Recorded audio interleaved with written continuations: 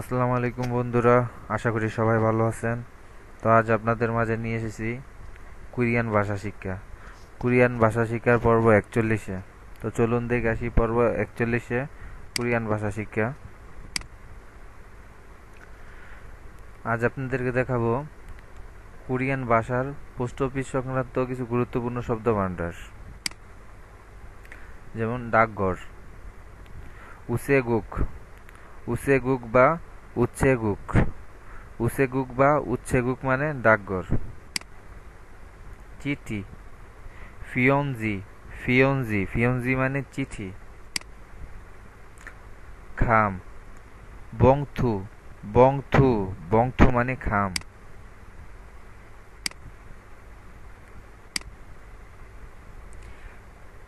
Ticket, উফিও, উফিও, উফিও মানে ticket. ঠিকানা, Zuso, Zuso মানে ঠিকানা। পেরক, ফনেন সারাম, ফনেন সারাম, ফনেন সারাম মানে পেরক।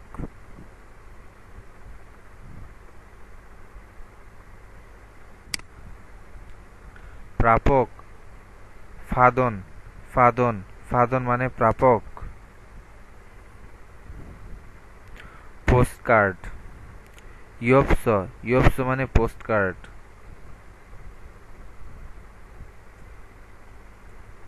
এক্সপ্রেস ডাক, সুক্তান, সুক্তান, সুক্তান মানে এক্সপ্রেস ডাক। বিমান ডাক, হাংগং উফিয়ন, হাংগং উফিয়ং মানে বিমান ডাক। রেজিস্টার্ড কার্ড ডাক, রেজিস্টার্ড ডাক, টুঙ্গি উফিয়ন, টুঙ্গি উফিয়ন। হিসাব রক্ষক,